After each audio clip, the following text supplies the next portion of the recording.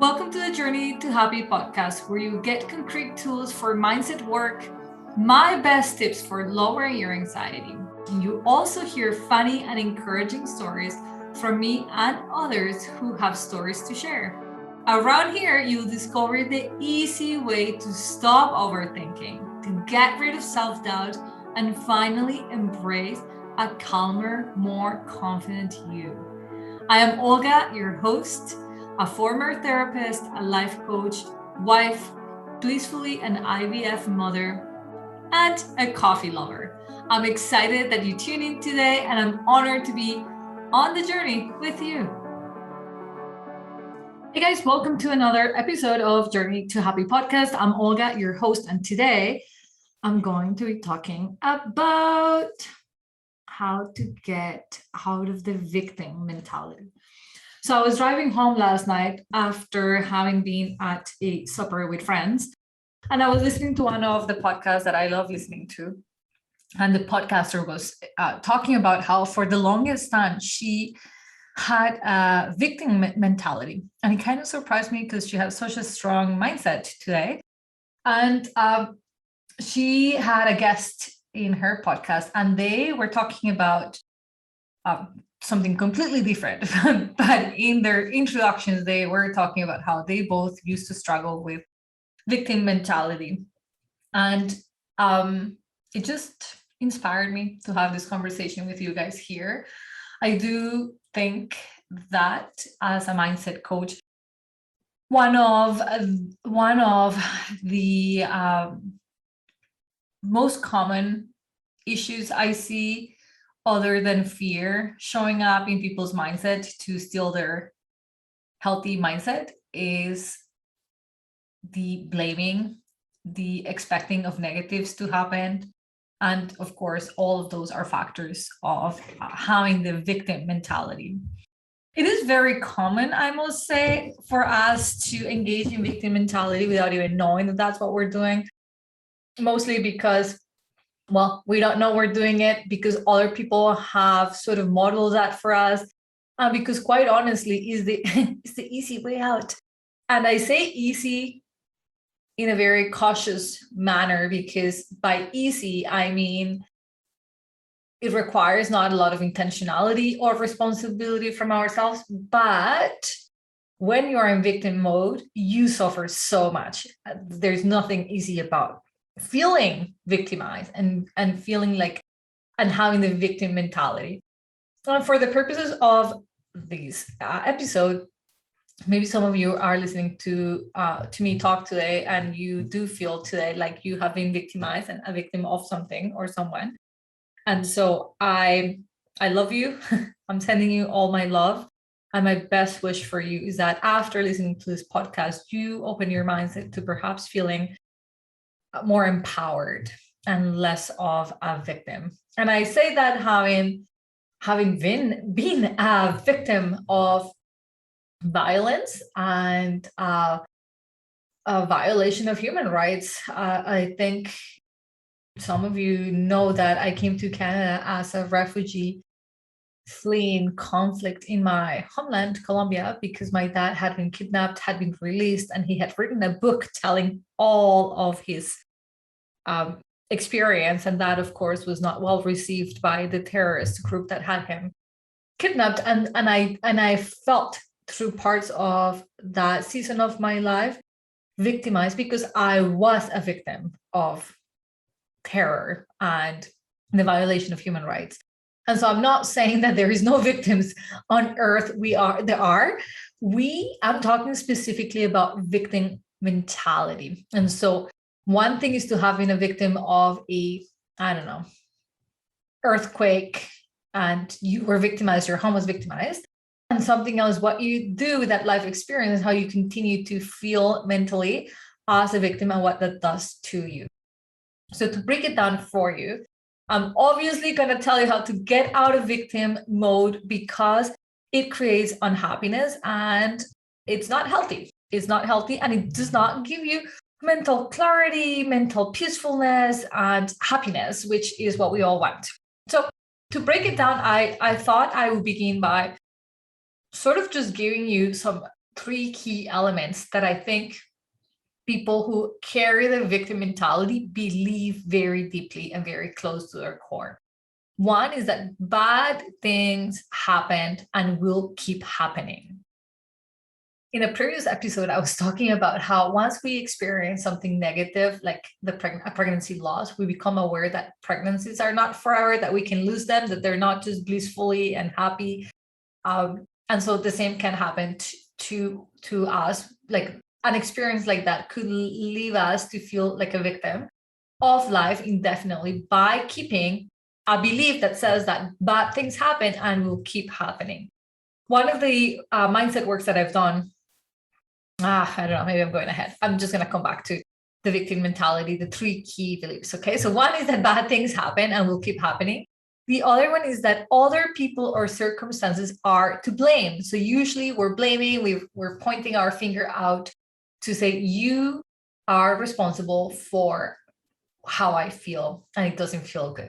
And lastly, another belief that they hold very close to their existence is that any efforts to create change will fail, so there is no point in trying. Okay, maybe I spoke to you just now. When I'm saying these beliefs, you're like, oh crap, I believe all of those things, or I believe one of those things. The purpose here is not to create blame or like, you are a victim mode, this is bad. This might be the reason why life feels heavy for you right now. And so when I stopped talking earlier, because I'm like, oh, maybe I'm going ahead, I will walk you through some of the mental changes that one will have to do in order to get rid of the victim mentality. So first things first, like I said, victim mentality is a mindset. Where does the mindset live? In our mind. What is it responding to? Beliefs that we have. Who believes them? We do. Who has the ability to change those beliefs? We do. So, as bad news as it is that you might be holding some of these beliefs as your truth, it's also empowering to know that you are holding those beliefs as your truth. You get to choose what your truth is. And so, hopefully, through this little bit of short podcast, you'll be able to, if not change them, at least begin to intend to change them. That you think that that's possible. Victim mentality usually repels all responsibility of their own emotions. And that's why we don't feel empowered. Imagine you give to somebody a beautiful bag and it says, hey, in here are all of my emotions. You're responsible for them. That's essentially what a victim mentality person is doing, is saying to the terrorist, in my case, to your father, to your doctor, to whoever, here, you're responsible for all of it. And we lack accountability and we lack responsibility for how we feel. So people who are in victimized mentality often are avoiding responsibility. They're placing blame elsewhere. So it's not my fault, must be you. They're making excuses as to why they're not making changes. I have such a rigorous process to accept private clients because I will not coach somebody who wants their progress less than I do. You see, I am 100% committed in giving my clients the results that they're looking for. I am as committed as they are. But when my client is a queen of making excuses and avoiding responsibility, no matter how magic I play, she will not experience any results. And therefore I don't engage because she's not 100% committed in seeing results. Okay. So, and that's not to say that I don't work with people with victimized mentality. I have, and I absolutely love it because the changes are transformational and you cannot put a price tag to that kind of change. It's incredible. As a coach, I love seeing it. So, okay, going back. So they're avoiding responsibility. They're placing blame elsewhere. They're making excuses. This is who I call the yes, but kind of person. They tell you, I'm hungry. I'm like, oh, here, there's some food. And they're like, yes, but not the kind of food I want. I'm actually thirsty. Okay, I've got water. Yes, but not filtered water. There is an excuse as to why they're not doing the thing that they say they want to do. As mentioned before, they're not taking responsibility and they're reacting to most of life hurdles as it's not my fault. This is not my fault. This is my employer. They'll better figure it out. So you're always in a waiting mode. Like victim mentality is always waiting for the stars to align somewhere, somehow, that somebody makes that happen, not themselves. And so that takes away all of your power. Can you hear it? Like the power is gone. If I just say, I'm going to be healthy the day my doctor says I'm healthy, versus taking full on responsibility of how am I taking charge of my health? They're not seeking possible solutions, because by seeking possible solutions, they're no longer in victimized mentality. They're now responsible. They're like, I'm in charge. And most times they are avoiding that responsibility out of that fear or that belief that we mentioned earlier, that efforts will create no change. So what's the point of creating efforts? People who come from a place of victimization may show little interest in trying to make changes. Again, because of that fear. And so you see what start happening to their personal power is like one step down, one step lower.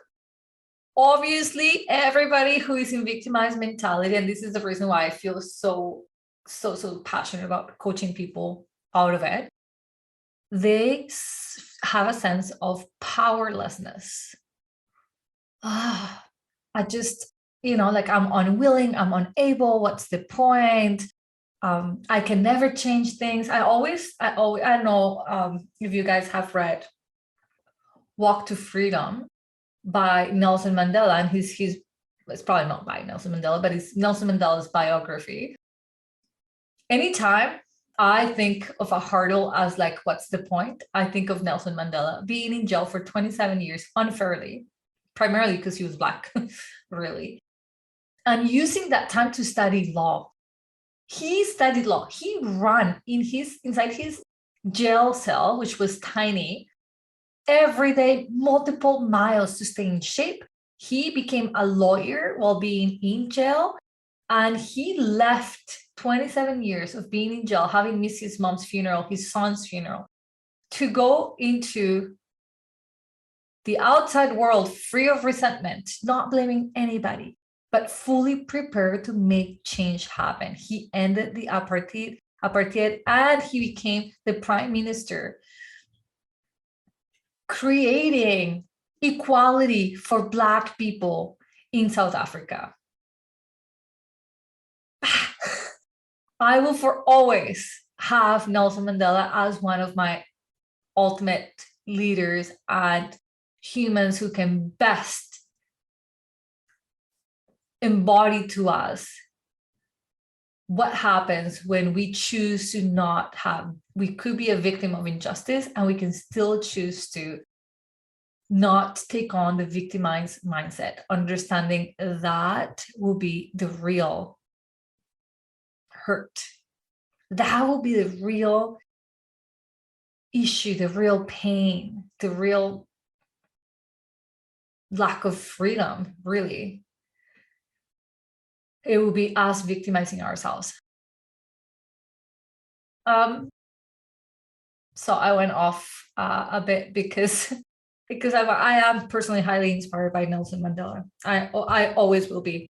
And I think his story is worth telling and retelling because he's the complete opposite of having a victim mentality. And thanks to that, so many people have benefited. And that's the other thing that I would like to say to you, if you are finding yourself in victimized mentalities, that not only are you hurting yourself, you're hurting everybody else and potentially even your city, your community. Maybe you're here to do incredible things, but if you keep being in that fear and in that lack of taking responsibility, your relationships will probably just see better days. Like you will probably not imagine the life that you could have, fully happy and away from negative self-talk and negative self-sabotage. So yeah, when people are living with a victim mentality, they internalize everything. They take everything personally.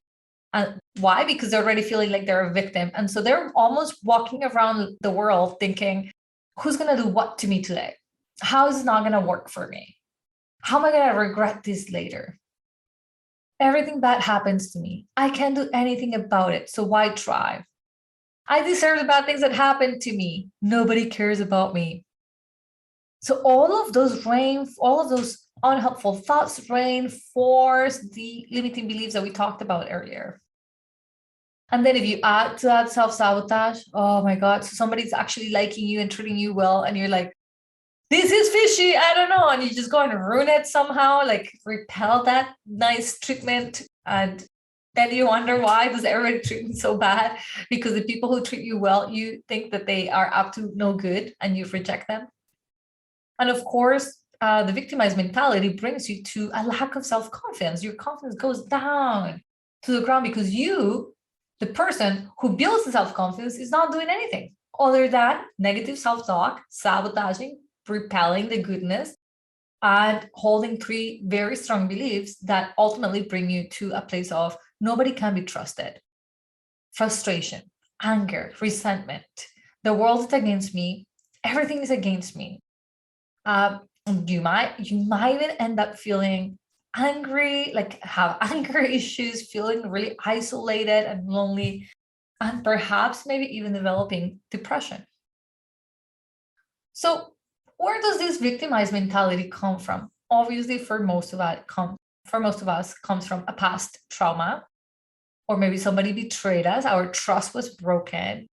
Maybe it's because we are codependent, and perhaps, we've never developed proper attachment to the people we love. Maybe because we never set boundaries, and we,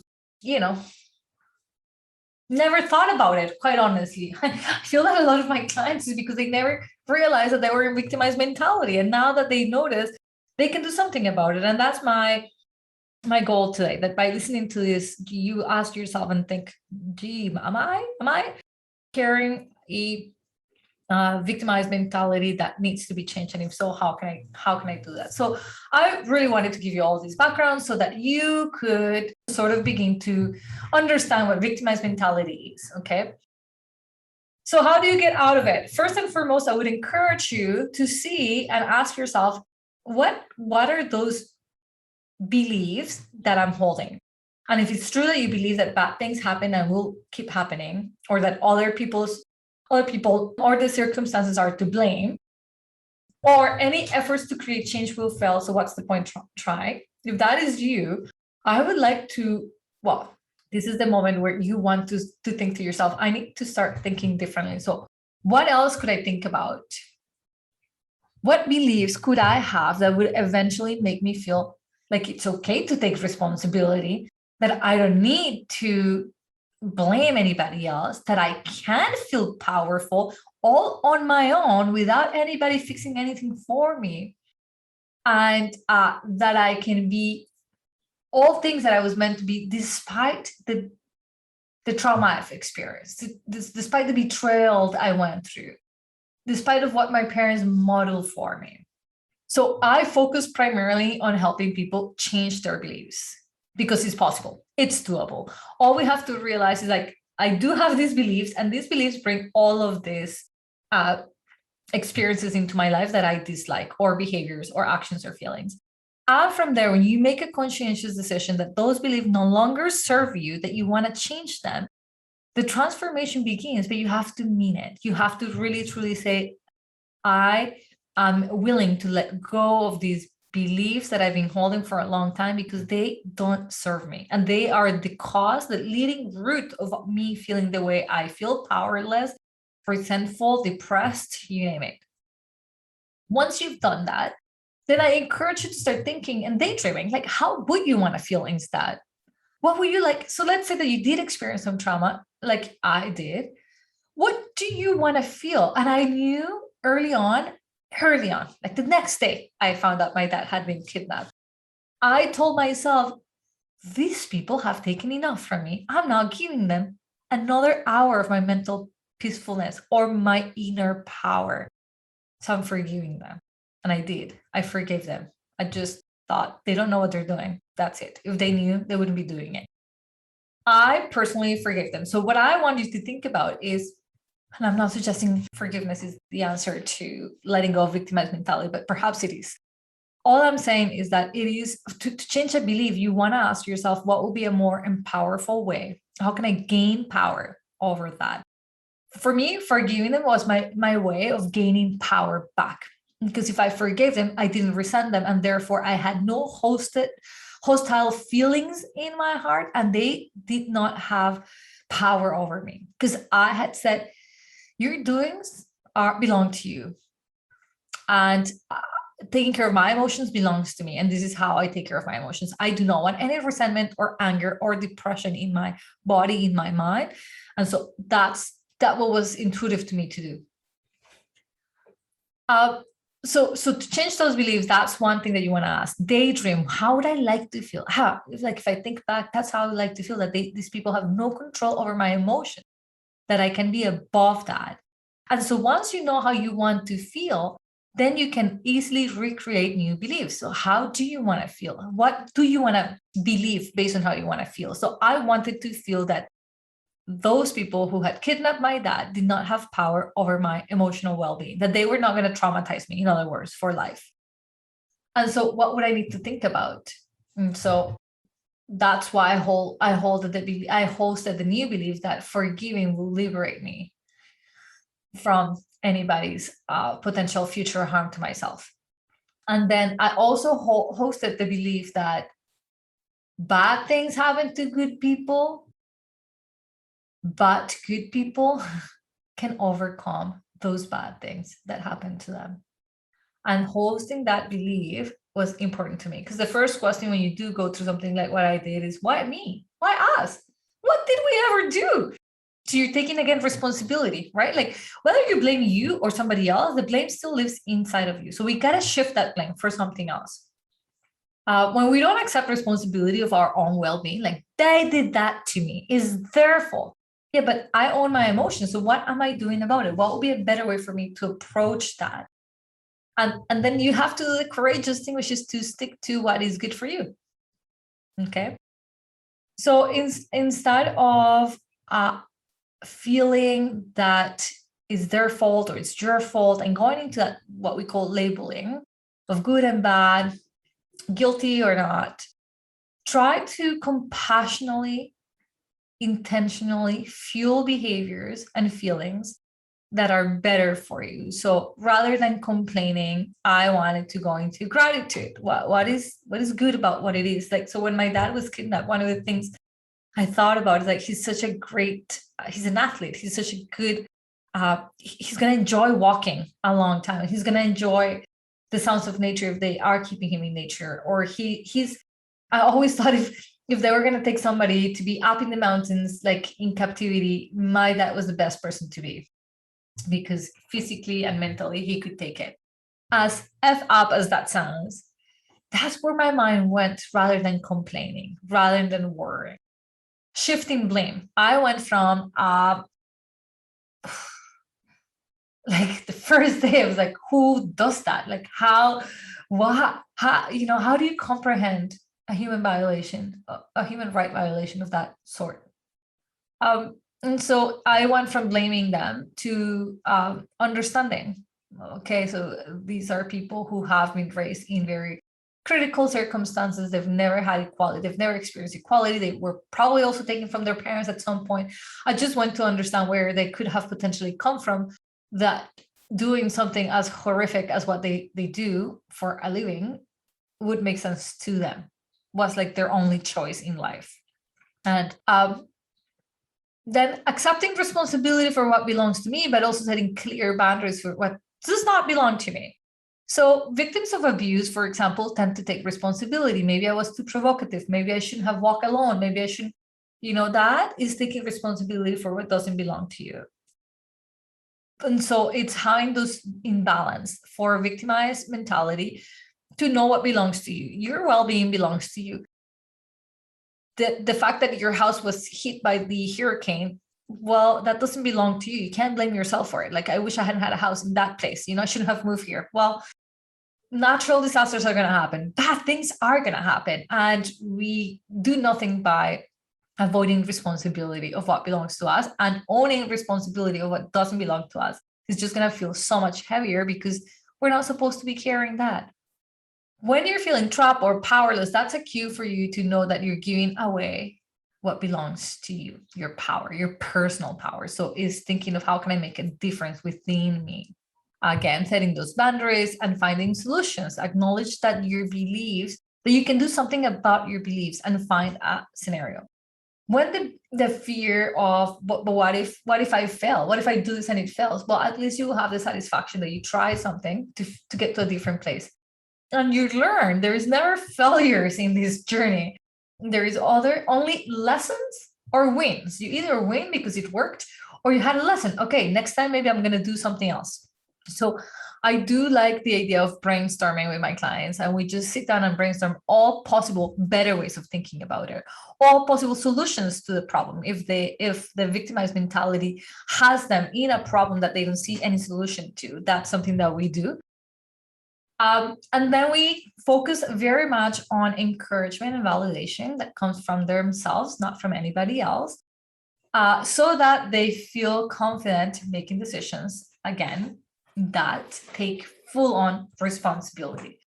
So I went down the trauma road, but I'm going to give you another example. Taking responsibility and not helping us be victimized could also be about a medical diagnosis. When the doctor told my husband and I that we were not good candidates for IVF, that we should really consider adoption after the first IVF round that we did that ended up in a failed pregnancy, I could have victimized myself and said, somebody in power told me, an expert told me that they didn't think I could do it. And that's because they follow a process and they do what they need to do to cover their backs, right? Like they know what they know. And so they knew that my chances of success with IVF were extremely low. And what they want me is to succeed in my plan of having a baby. And so they thought this would be a much faster or better, more guaranteed option. It would be to adopt. When my husband and I heard those words, we did not take them as our truth. We did not think this is a belief that we're going to host indefinitely. We, in other words, did not feel victim to this person's opinions, professional opinion of our likelihood to parenting biological children. We walk away and we found solutions. We knew it would be hard, but we went to look for a second and a third. I interviewed more doctors and I found one whose beliefs aligned with mine. So when you can, in fact, notice the moments in your life where your brain can go one way or the other, one being victim mentality and the other one can be empowered mentality, don't forget to take a pause and decide, which way am I going? And I always like to think long term. Sometimes we think in the moment with like all the power and the emotion of the moment, and we don't think long term. So today, 3 years later, after that diagnosis and that opinion of that doctor, I'm sitting here at my office working from home because I was blessed with my beautiful baby son, who's biologically mine and my husband, who came from, we went to have 4 more rounds after that one of IVF to get what we wanted, and what we wanted we got. He's actually, I can't imagine what, like, he's better than anything that I ever imagined. He's far more than my greatest accomplishment. And he came because I did not side with that opinion that would have possibly make me feel victimized. When I thought long term, I said, is my story going to end when the doctor told me I couldn't do it? That just didn't seem good 5 years down the road, that was going to be the story that I was going to be telling myself and others. I'm like, no, I want that story to end differently.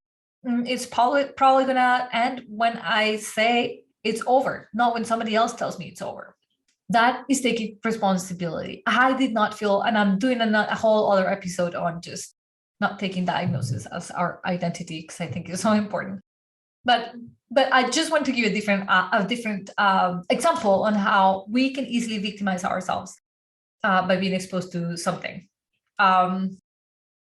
So how do you get rid of victim mentality? Primarily, this is all I want you to remember, by taking responsibility of what belongs to you and by creating clear boundaries and letting go of what does not belong to you. That's it. All right. I hope this was interesting to you. I hope this got you thinking. And I hope you took note and you're feeling empowered to take responsibility of your emotions and your well-being, despite the circumstances, despite the people in your life, despite what you have experienced, that you buckle up and say, hey, I've arrived. I'm my own superhero. And I am here to say, I am no victim. I am a powerful human. And I get to decide my outcome, my results, and how I feel about the circumstances I've been given. Okay. Talk to you guys soon. Bye for now.